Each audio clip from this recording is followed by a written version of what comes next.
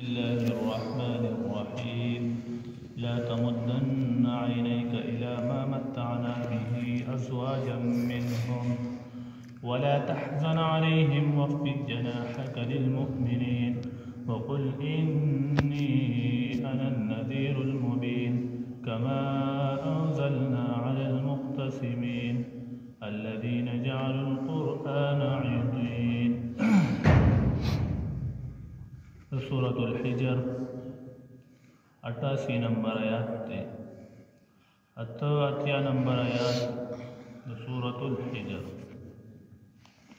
پدی آیات کی ہم نبی علیہ السلام دا تسلی دا اللہ فرمائی لا تمدن تموگ دوا عینیکا سترگ خپلی الاما حغستا متعنا چی مزیور کری منگا بھی بحقی سرا ازواجا خلقتا منهم دا دی کافرانونا یعنی دی کافرانو دی مالونو تا دا کافرانو دی جائدادونو تا مپسخیگا حکم خو پظاہر نبی علیہ السلام تا دی چونکہ دا حقی پشان کے خدا مناسبہ ندا چې هغوی کافرانو مالونو ته وپسخېږي نو خطاب خاص دی خو مراد عام دی ما و تاسو ته مراد یو موږ ته الله جل جلاله فرمایي چې تاسو د دوی د مالونو ته مه پسخېږئ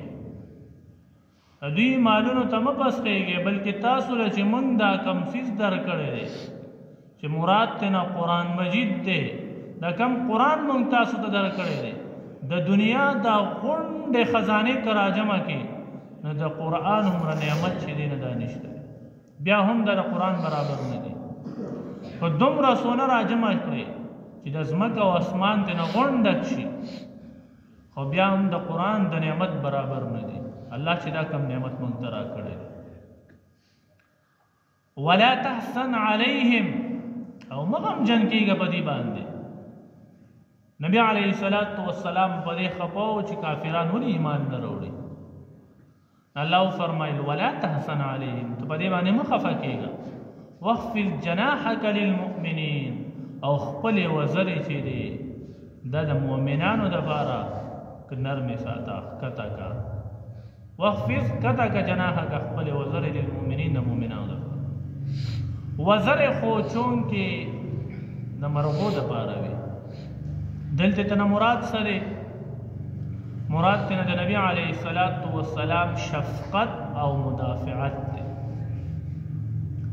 چې ته د خپل مؤمنانو باندې شفقت کوا او د دوی مدافعت کوا یعنی چې کفر کافران دی واپس کفر ته ونه لوي دی باندې حمله ونه کی مثال داسې ده لکه مرغې چې خپل وزرې په خپلو بچو باندې راښکته کړي نو یو خو د مرغې د خپلو بچو سره ډېره د شفقت معامله وي او دویمه دا چې وزرې پرې راښکته کړي دې لپاره چې د بل سید نه هم بچ کړي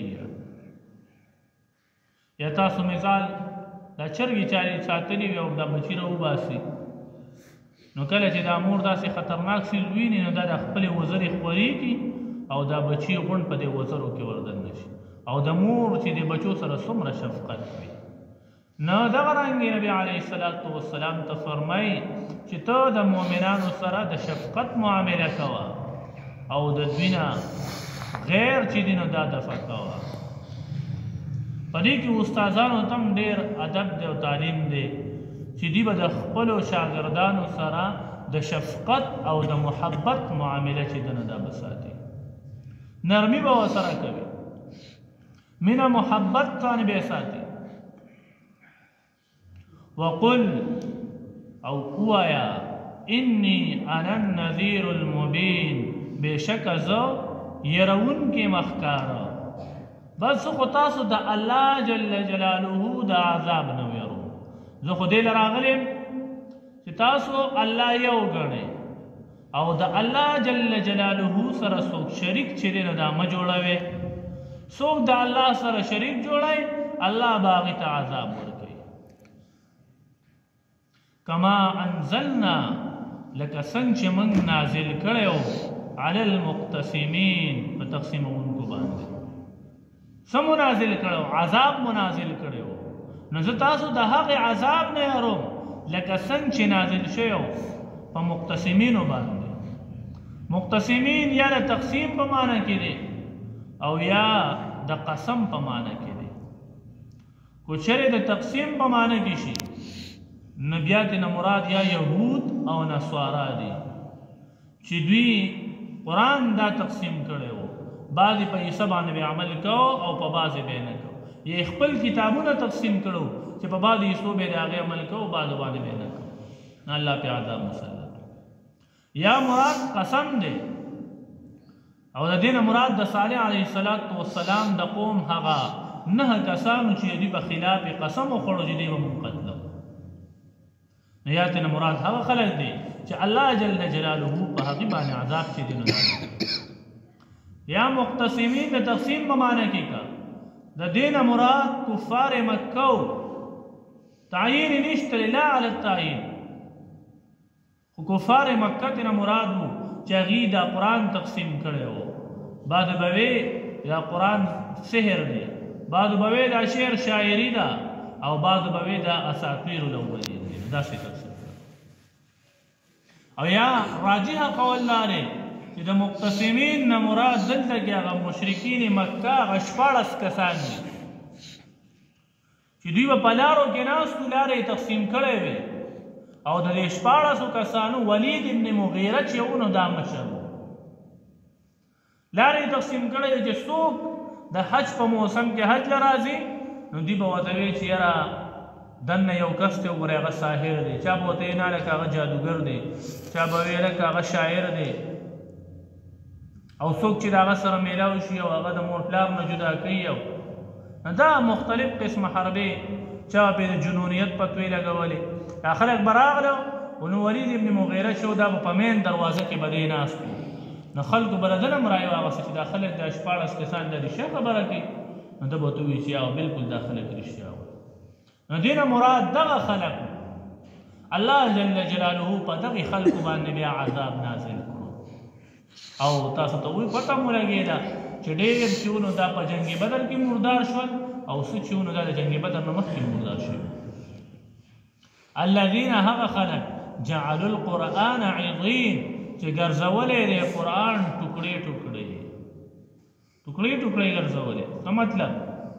یعنې قرآن یې ټوکړې ټوکړې ګرځولی دی. مراد دا دی چې بعضې وایي دا سحر دی، بعضې وایي دا شعر دی او بعضې وایي نه دا اساطیر الاولین دی، د مخکینو خلکو افسانې دي. یا ورته نه مراد دا دی یې ټوکړې ټوکړې ګرځولی استهزاءً مزاحاً. یو ته به یې لکه بقره زما شوه، بل ته ویل عمران ستا دی، عنکبوت د هغه پلانکي دی. نو مذاق پې کوو. یا ته نه مراد دا دی. یا الذین جعلوا القرآن عضین هغه خلک چې ګرځوي قرآن ټوکړې ټوکړې. یعنې که کومه د دوی د خواهش مطابق به وه، دوی چې به کومه حصه خوښوله نو په هغې به خوشحالېدل، او چې کومه به د دوی د منشا خلاف وه نو په هغې به دوی خفه کېدل. مراد ترې نه دا ټوکړې ټوکړې دی.